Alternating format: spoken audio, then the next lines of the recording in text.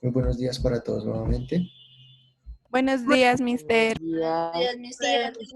Espero que se encuentren muy bien. Bueno, como habíamos acordado, entonces el día de hoy vamos a trabajar, digamos, una actividad, digamos, introductoria al tema de lo que vamos a ver en este periodo. Recordemos que pues va a ser principalmente el tema de geometría. Entonces, pues les invito a que tengan ahí ya sus cuadernos a la mano para que tomen apuntes y para que podamos entonces avanzar rápidamente.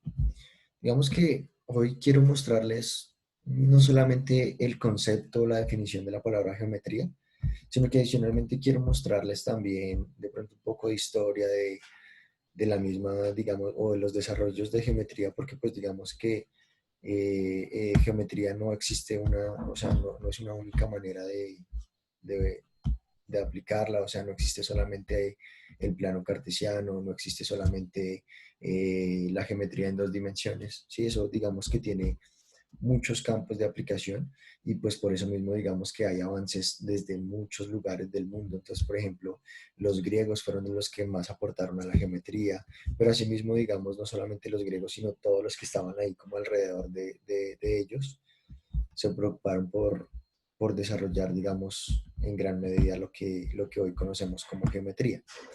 De forma general, pues sabemos que la palabra geometría es una composición de dos palabras, geo, que significa tierra, y metría, que significa medida. Son dos palabras que provienen del griego y que en su composición, pues lo que nos vienen a representar es medida de la tierra. Eso es lo que significa la palabra geometría. ¿Listo? Pero pues digamos que la geometría mmm, no solamente es, digamos, una de las ramas más importantes de la matemática, sino diría yo que es la madre de las ramas, porque es con la, digamos, la forma de hacer matemáticas con la que el humano empieza a hacer geometría. ¿Listo? Entonces, por ejemplo, se generan unos jeroglíficos que inicialmente representan segmentos, es decir, en el inicio no teníamos los números, no teníamos el uno, el 2, esos números, esos símbolos no existían. Y lo que hacían las personas era representar esas cantidades por medio de rayitas. Entonces querían el uno, pues una rayita, querían el 2, dos rayitas, o una rayita Como que los me da. romanos. Digamos que sí, es una forma de verlo, pero lo que me refiero es que, por ejemplo, incluso ya en el 5 en los romanos, el 5 ya es la letra V. Pero, por ejemplo, si uno quería el 5 lo que hacía era tomaba un segmento que se consideraba el segmento unitario o la unidad, y ese segmento lo multiplicabas por el mismo, digamos, 5 veces, ¿sí? O lo prolongabas para hacer que en otro segmento más largo cupiera el primero 5 veces y ya tendrías un segmento que representa el 5. Pero bueno, eso es algo de lo que les voy a hablar ahorita en un ratico. Les quiero compartir más bien, digamos que habiendo hecho esta introducción cortica, les voy a presentar ahora un video que nos va a contextualizar un poco más con lo que yo les estoy diciendo. ¿Listo? Entonces permítanme, ya les comparto. Profe, ¿cómo sería el título ahí? Introducción en geometría. Sí, introducción a la geometría, colócale así tal cual. Entonces, bueno, les voy a compartir ahora. Por favor, me confirman si hay audio. Sí, señor. Sí, señor. Listo. Matemáticas primer grado. Bloque 1. 9. Existencia y unicidad 1. Geometría.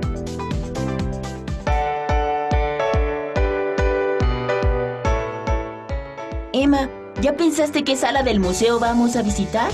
Sí, vamos a la sección de geometría. Dicen que en la sala de audiovisual reproducen un video de su historia. De acuerdo, vamos. Por acá, Mateo. Está por empezar. La geometría en Babilonia. Los babilonios vivieron en Mesopotamia entre los ríos Tigris y Éufrates. Se les atribuye la invención de la rueda aproximadamente en el año 2000 antes de nuestra era. Por eso se piensa que contribuyeron a la investigación de la longitud de la circunferencia en relación con su diámetro. El diámetro cabe 3 veces y un poco más en la circunferencia. A esta relación se le llama número pi.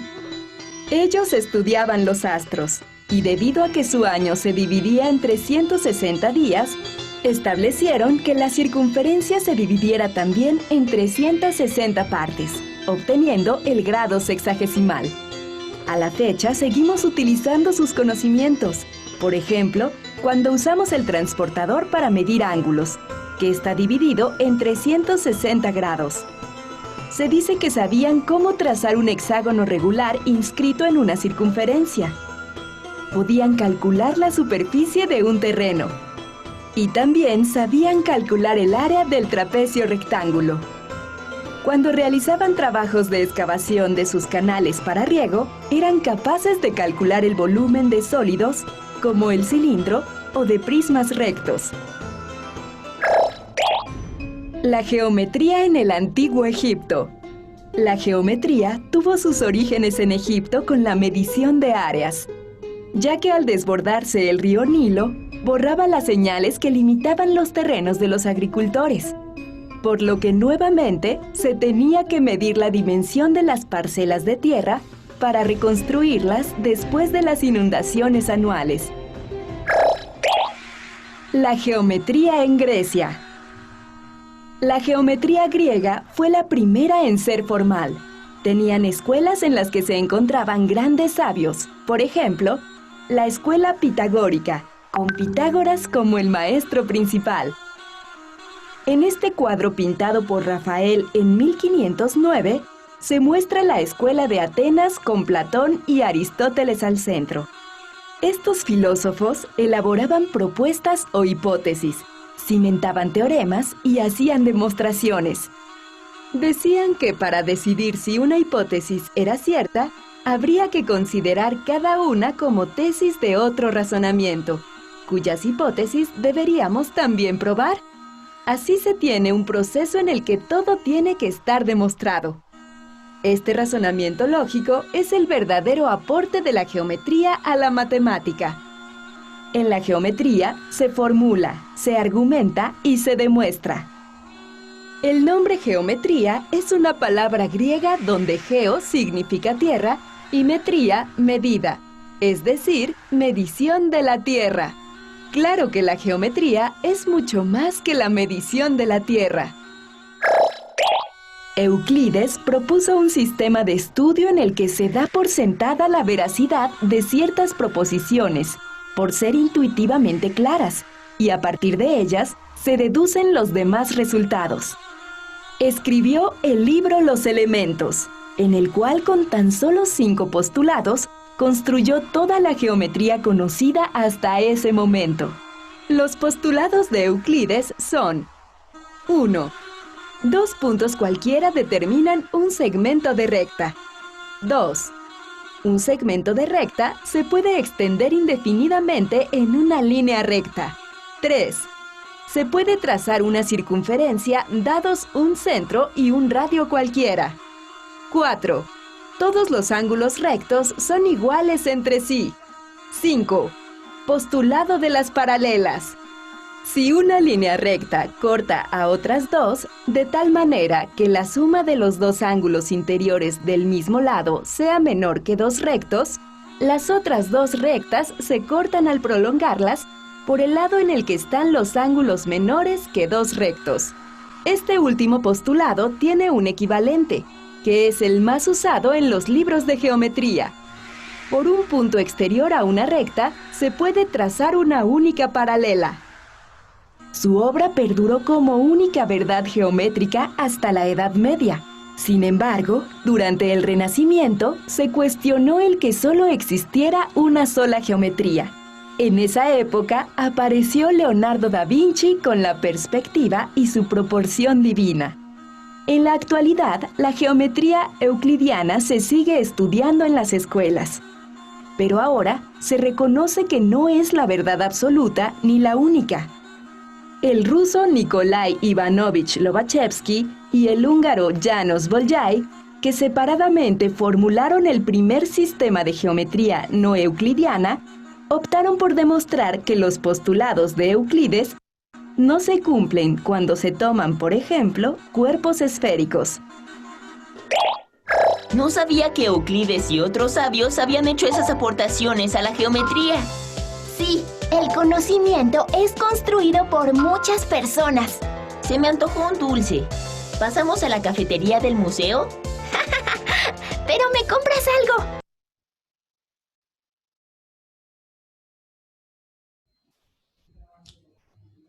Bueno, ¿qué tal, muchachos? ¿Cómo les pareció esa corta historia Bien, de profe. geometría? Bacano.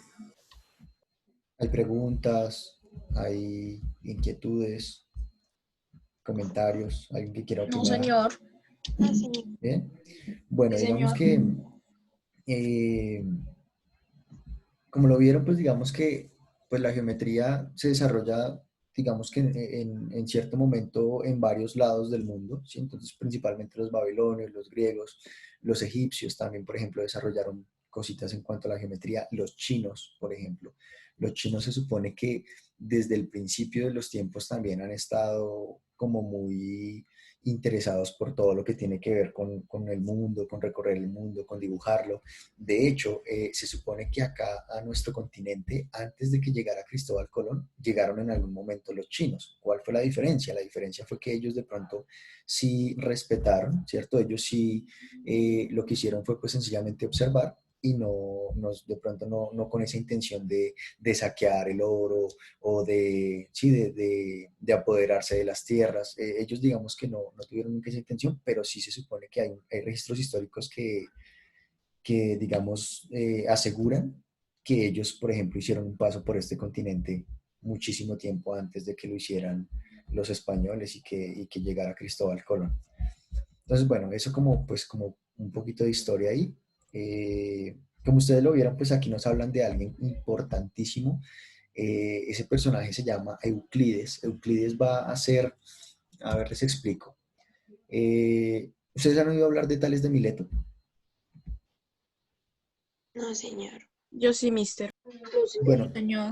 Tales de Mileto, digamos que ustedes lo van a, si no lo han visto, les aseguro que lo van a ver, porque Tales de Mileto lo van a estudiar en algún momento posiblemente lo estudien desde la matemática y con seguridad lo van a estudiar desde la filosofía, ¿sí? Entonces de pronto cuando lleguen por allá a grado 10º u 11, que ya ven filosofía de pronto de manera un poco más fuerte, vayan a encontrar algo de Tales de Mileto. Tales de Mileto es uno de los personajes más importantes también en cuanto a la matemática, porque él viene a ser el profesor de Pitágoras, ¿sí?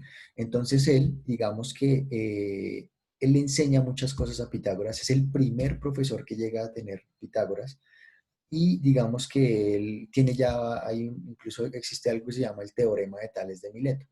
Y el teorema de Tales de Mileto lo que posibilita es justamente lo que nosotros vimos el periodo pasado, el tema de las proporciones, ¿sí? Solamente que el tema de las proporciones él lo evidencia, pues obviamente desde un tema netamente geométrico, ¿sí?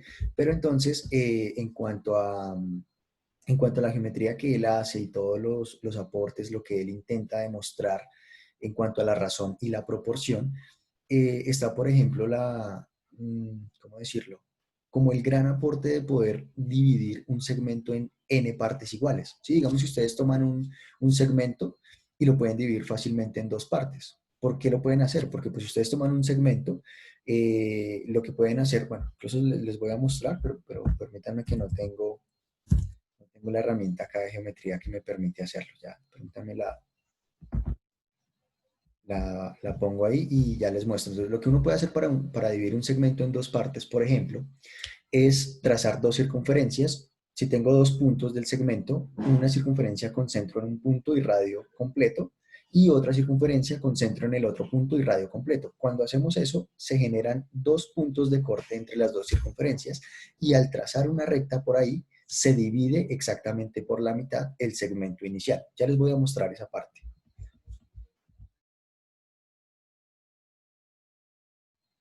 Bueno, pero digamos que dividir un segmento en dos partes es muy sencillo. Es tan sencillo como que tú tengas una cuerda y juntar los dos extremos. Si uno tiene la cuerda y junta los dos extremos y digamos que puede cortar por la mitad o algo así, ya también se logra dividir el segmento en dos partes iguales. El problema empieza cuando ya no queremos dividir entre dos, sino entre tres partes, porque, por ejemplo, entre cuatro también es muy fácil. Ya logramos la mitad, pues entonces volvemos a hacer mitad de la mitad y la mitad de la otra mitad, y se generan cuatro partes iguales. Pero el problema es, por ejemplo, cuando son cantidades impares de partes iguales. Entonces, por ejemplo, 3 partes iguales, 5 partes iguales, y esto es algo que lo desarrolla Tales de Mileto, y que se lo enseña a Pitágoras. Posteriormente Pitágoras pues hace otros avances, él hace sus propios razonamientos. Él incluso resulta estudiando donde los egipcios, incluso hay por ahí imágenes donde él está vestido con todos esos atavíos que utilizaban los egipcios, con los gorritos, con las linecitas de oro, con las túnicas blancas, larguitas, y estilo como se vestían los sacerdotes del antiguo Egipto. Y eso es porque él logra llegar allá. Y no solamente porque de pronto, digamos, el papá de él era pues una persona, era un comerciante, y en ese tiempo los comerciantes eran muy adinerados, pero, o bueno, como en el día de hoy, digamos, también hay comerciantes que siguen siendo muy adinerados, pero pues digamos que más que el hecho de que él tuviera de pronto mucho poder económico, él tenía contactos, él tenía amigos que lo apreciaban mucho y que pues fueron los que en algún momento le brindaron la posibilidad de llevar a su hijo Pitágoras y que conociera, digamos, matemáticamente todos los continentes o todas las culturas que se conocían entonces.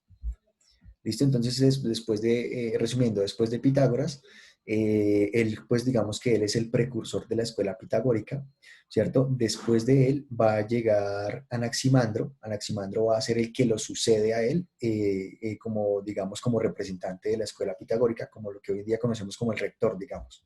Sí, entonces, después de Anaximandro viene Euclides, y Euclides lo que hace es importantísimo, porque lo que hace es que él va a tomar todo lo que ya sus antepasados habían descubierto y que le habían enseñado. Entonces él va a tomar el teorema de Tales de Mileto, el teorema de Pitágoras, que obviamente el teorema de Pitágoras incluso ya se había descubierto mucho tiempo antes de la llegada de Pitágoras a este mundo. Lo que pasa es que Pitágoras es el primero que lo formula, y pues digamos que en la escuela pitagórica es donde más se da detalle a esto. Por eso es que lleva el nombre de él, no porque él lo haya inventado. ¿Listo? O sea, él como que lo dio a conocer. Exacto, digamos que él, como él fue el precursor de la escuela en donde eso se empezó a estudiar, se volvió una doctrina como, digamos, un estilo religioso. Sí, eso se volvió como el Padre Nuestro, la Ave María de los que querían aprender matemáticas. Y entonces todo el mundo que es católico, pues se sabe el Padre Nuestro, todo el mundo que es católico se sabe el Ave María, ¿cierto? Asimismo, todo el que quería ser matemático o que quería estudiar acerca de la matemática, pues se sabía el teorema de Pitágoras. Es algo así.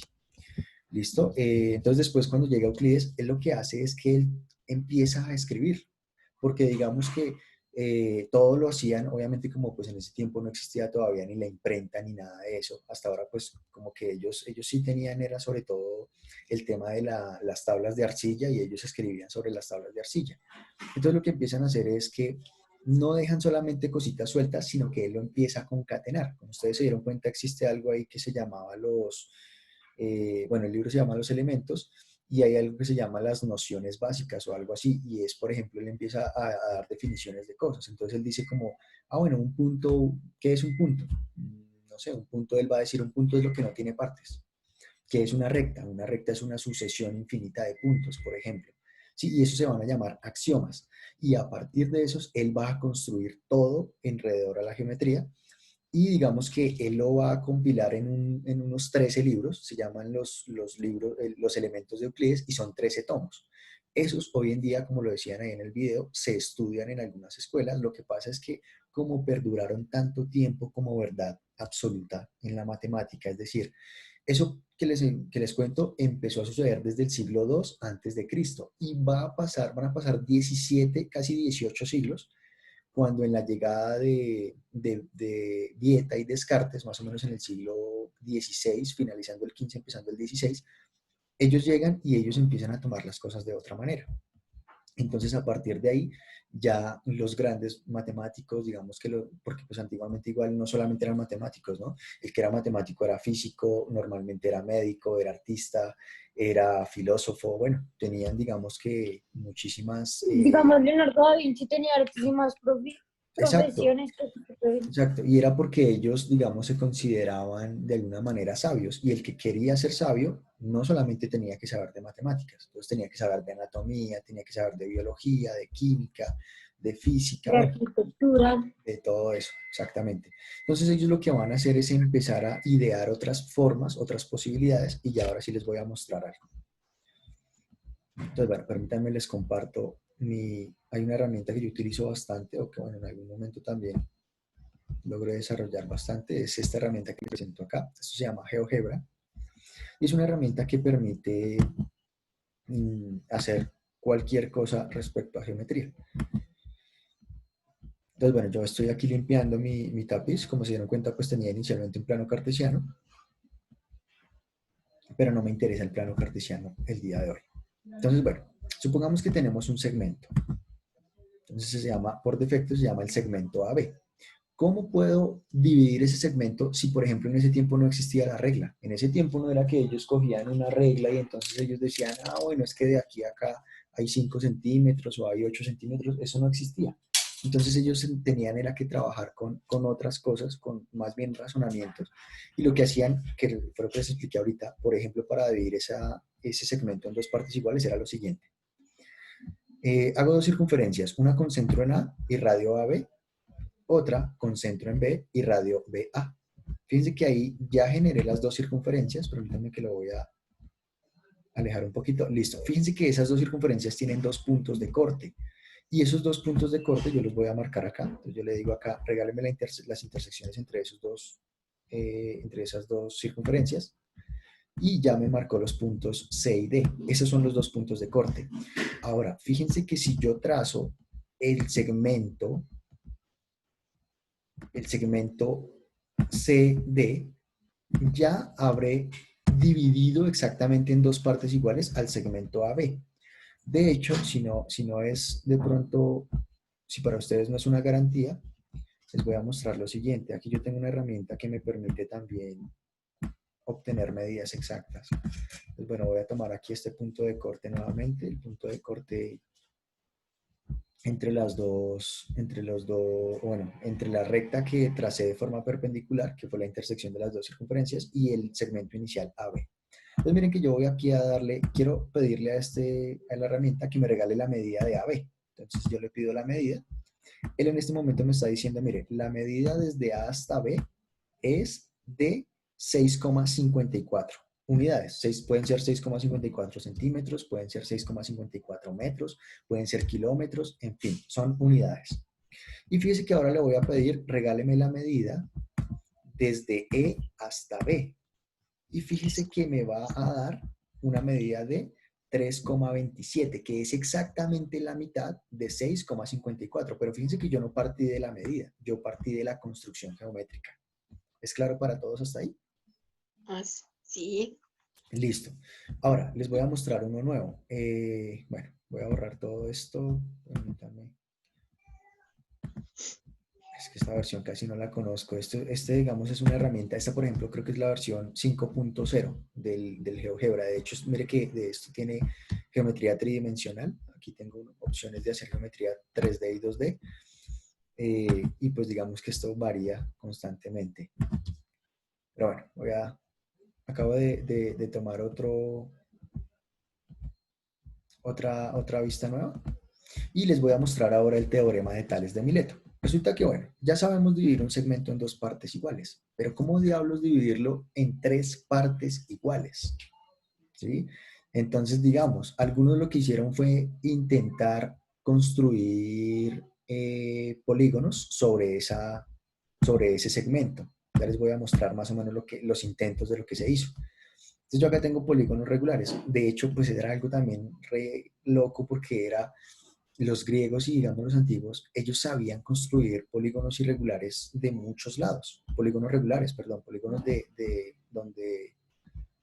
donde los lados miden lo mismo. Entonces, por ejemplo, aquí está el pentágono. Yo lo hago así, pues, de pronto con el tiempo les muestre, Mister, parte del video decían que, no me acuerdo quiénes eran los griegos o los egipcios, no sé quién los era, pero babilonios. exacto, creo, no sé, bueno, que hacían como la circunferencia y a partir de esa dividían como los lados para crear los polígonos. Exacto. Eso es algo que les voy a mostrar con el tiempo. De pronto, digamos, este es un polígono, que es el pentágono, y se puede construir a partir de trasladar segmentos, de hacer circunferencias. Esto se los voy a enseñar este periodo con seguridad. Pero lo que quiero mostrarles es lo siguiente. En algún momento, como ellos lo que intentaron fue lo siguiente, tomar estos 3 puntos E, D y C, estos 3 puntos de referencia, y quizás con esos 3 puntos intentar hacer líneas paralelas o líneas que se cortaran y generar como 3 cortes en el segmento inicialmente dado a B. Pero digamos que lo que lograron con eso fue simplemente aproximaciones. Nunca lo lograron, solamente llegó Tales de Mileto y dijo lo siguiente. Dijo, eso es fácil, mire, yo levanto un segmento desde cualquiera de los 2 puntos, desde A o desde B, desde cualquiera de los dos, voy a levantar un segmento. Y lo que voy a hacer es lo siguiente, sobre ese segmento voy a tomar una medida cualquiera. Entonces yo digo, bueno, aquí sobre este segmento AC yo trazo este puntico.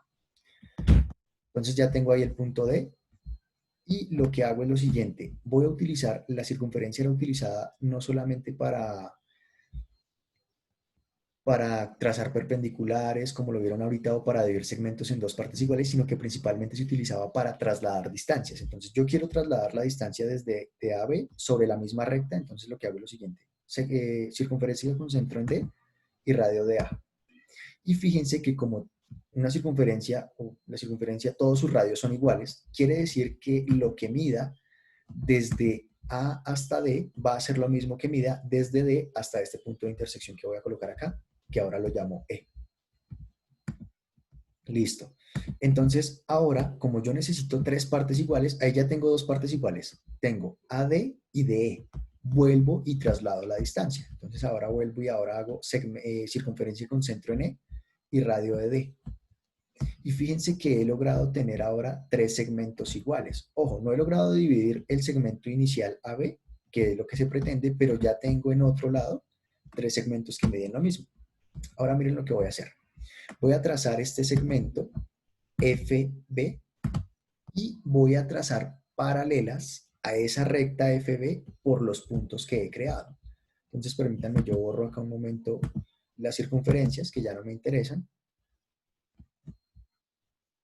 No me la deja borrar. Ahora lo intento nuevamente para que se vea un poquito más limpio. Ahora sí.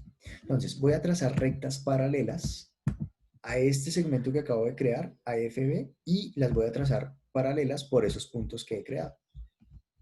Listo. Miren, ya logré dividir el segmento AB, el inicial, en 3 partes iguales. Ahora, si no me lo creen, voy a utilizar nuevamente la herramienta aquí de distancia y le digo, regáleme la distancia de AB. 7,3. De hecho, voy a hacer lo siguiente. Voy a acomodar este segmento para que me quede de una medida exacta. Por ejemplo, a ver si logro, de 9. Listo. El segmento AB mide 9. Ahora, si yo quiero que ese segmento lo divida en 3 partes iguales, ¿cuánto debería medir cada una de las partes? 3. 3, ¿cierto? Ahora fíjense que voy a tomar la medida de AG. Observe cuánto mide. 3. ¿Sí? Y esto fue algo importantísimo, fue trascendental porque en ese momento, digamos que la humanidad estaba, digamos que sometida políticamente a los reyes, digamos, sí, como ciertas cuestiones que hoy en día son más o menos similares. Sí, hoy en día no hablamos de pronto tanto de reyes, aunque aún los hay, ¿cierto? Por ejemplo, en Hungría, en España, en Francia hay reyes, hay nobles, pero en ese tiempo los reyes no solamente gozaban de ese título o de tener una fortuna inmensa, sino que adicionalmente eran los dueños de tierras. Sí, es como decir que acá, por ejemplo, en Colombia, Duque fuera el dueño de la casa de cada uno de ustedes. Sí, digamos que de alguna manera ellos nos cobran impuestos, sí, tienen como ciertos derechos, pero en ese momento era como si, por ejemplo, Duque pudiera llegar a su casa y decirle, ¿cuánto alimento tiene? Déjeme ver su nevera. Ah, listo, yo me llevo la mitad de lo que usted tiene en la nevera y usted mire a ver cómo se las arregla con el resto. Lo mismo pasaba con los cultivos. Entonces, en todo momento ellos necesitaban repartir en partes iguales. Entonces, listo, si el rey decía, no, hoy me voy a quedar con 5 tercios de lo que usted tiene, de lo que usted cosechó. Entonces, ¿cómo carajos dividimos algo entre 5, un segmento que representa una cantidad entre 5 y luego entre 3 o entre 3 para dar cada una de esas partes? ¿Sí? Entonces, todo eso era lo que posibilitaba esta geometría que les estoy mostrando el día de hoy. ¿Listo? Bueno, lamentablemente pues se nos acaba el tiempo. Entonces, Mister, sí, sí, sí, ¿te puedo hacer una pregunta sobre Pitágoras? sí, claro. ¿Por qué Pitágoras creía que el principio de las cosas estaba basado en los números? Porque Pitágoras en todo lado veía números. Él, digamos que, él, a pesar de que, como les digo, en ese momento no ¿Tenía un existía el don? uno, sí, bueno, digamos que hay varias fábulas acerca de él o varios mitos. Por ejemplo, hay libros que dicen que él era descendiente o era hijo del dios Apolo. Y hay quienes dicen que él tenía un muslo de oro. ¿Sí? Uno de sus muslos era de oro y que por eso él siempre andaba con atavíos muy largos para ocultar eso, porque pues obviamente él era como una especie de semidios, algo así como Hércules, ¿sí? Como que es directo de un dios. Entonces, digamos que él en todo momento era pensando en la geometría, en los números, pues en los números de esa forma, ¿no? Porque como les digo, en ese tiempo no existía que el uno, que el 2 o el 3, eso no existía, pero él todo el tiempo estaba pensando era matemáticamente. ¿Cómo tengo de pronto un problema de repartir una cantidad en tantas partes? Y adicionalmente, pues él le trabajaba mucho a los problemas históricos griegos. Hubieron 3 problemas que la humanidad tardó muchísimos siglos en resolver, porque como en ese tiempo, le repito, todo se basaba a punta de regla y compás. Era lo único que tenían. Pero ojo, regla sin marcas. Regla no de la que conocemos que tiene los milímetros, los centímetros, no. Eran simplemente como la que tengo acá. Miren, esto es una regla sin marcas. Miren, no tiene marca alguna por ningún lado de centímetros o de nada de esto. Esos eran los instrumentos que ellos tenían y el compás. Entonces él todo el tiempo, de hecho él se supone que andaba debajo de su hombro siempre, de su brazo, siempre con esos 2 instrumentos. Entonces él todo el tiempo cuestionaba esa parte, aparte que tenía mucha idea, porque como era hijo de un comerciante, entonces el papá, por ejemplo, muchas veces se basaba en los razonamientos de él para hacer sus trueques, para hacer todos sus cambios o sus negocios y de alguna manera no perder. Eh, ¿Qué más les puedo decir sobre él? Eh, con tan solo, creo que fueron 14 o 17 años, creo que fueron 14 años, con tan solo 14 años, a él le ofrecieron un día ir a la isla de Samos, creo, bueno, a una isla que era ahí cerquita de donde él vivía. No, él era de la isla de Samos y él quería ir a otra isla, creo que a Creta o algo así. Entonces un día el papá le dijo, listo, te vas dentro de 2 días con ellos y te vas a durar 10 días navegando y vas a llegar allá a la otra isla. Entonces él se supone, cuenta la historia, que él se fue y observó toda la tarde el mar. Y en la tarde cuando volvió a la casa le dijo al papá, le dijo, ¿sabes qué? Yo no me voy a ir en este barco o en esta oportunidad. ¿Por qué? Pero es una oportunidad inmensa, ¿por qué no te vas a ir? No, ese barco no va a llegar allá. Pero ¿cómo así que no va a llegar? No, el barco no va a llegar allá. A lo largo del camino va a ocurrir una tormenta y el barco se va a hundir. Ay, pero si es supersticioso, hombre. Bueno, finalmente él los convenció, no fue y efectivamente pasó lo que él dijo. A los días de que el barco empezó a navegar, ocurrió una tormenta inmensa y el barco se hundió. Y ahí todo el mundo empezó a creer muchísimo en él. Mire que tan solamente siendo un niño y ya tenía, digamos, como una especie de don que le permitía ver el futuro. Entonces ahí ya mucha gente empezó, reyes de muchos lados empezaron a tratar de ubicarlo para que él de alguna manera les hablara de su futuro. De hecho, cuenta la historia que él mismo matemáticamente demostró o encontró vidas anteriores a él. Él creía en la reencarnación y él había dicho como más o menos que cada 256 años uno venía a este mundo. O sea, si uno moría hoy, por ejemplo, a los 256 años volvía a este mundo, pero reencarnado en otra cosa. Entonces él decía que había recordado 3 de las vidas anteriores a la vida que él tenía como Pitágoras. Y él decía que en una de las anteriores había sido un guerrero muy importante, creo que de Esparta. En otra había sido un perro Y en otra anterior a esa, creo que había sido como una mujer romana, algo así era lo que él decía, ¿sí? Entonces, pues hay muchas cosas respecto a eso, pero pues digamos que, como les digo, históricamente, pues hoy en día no podemos asegurar que sea verdad, son simplemente mitos. ¿Listo, muchachos? Entonces, hasta ahí, preguntas, inquietudes, creo que ya tienen otra clase. Se nos fue el tiempo, perdón. Sí, señor. ¿Bien hasta ahí? Sí, señor. Listo, señor. muchachos. Entonces, como tareita les voy a proponer lo siguiente. Van a consultar la historia, pero es cortico, no lo hagan tan extenso. Posiblemente media página por cada uno de los problemas. Van a buscar los 3 problemas clásicos griegos. ¿Listo? Información sobre los 3 problemas clásicos griegos de la geometría. Y si quieren los apuntan. El primero es la duplicación del cubo. El segundo es la trisección del ángulo. Y el tercero, se me fue el tercero. Así, el tercero es la cuadratura del círculo. Mister, ¿Listo? ¿cómo es que era? ¿Información de qué? Por favor. Entonces, 3 problemas clásicos griegos. El primero, duplicación del cubo. Segundo, trisección del ángulo. Y tercero, cuadratura del círculo. ¿Listo? Entonces van a hacer esa tareita simplemente una Después de consulta. jugo que seguía, profe. Cuadratura del Duplicación círculo. de- Duplicación del cubo, trisección Eh, del Profe, ángulo. díganos un poquito más Cuadratura del- despacio, es que nos pone a escribir. Duplicación Nos del confundimos Dale. de palabras. Primero, Es- duplicación del cubo. Primero, duplicación del cubo. Segundo, trisección, trisección del ángulo.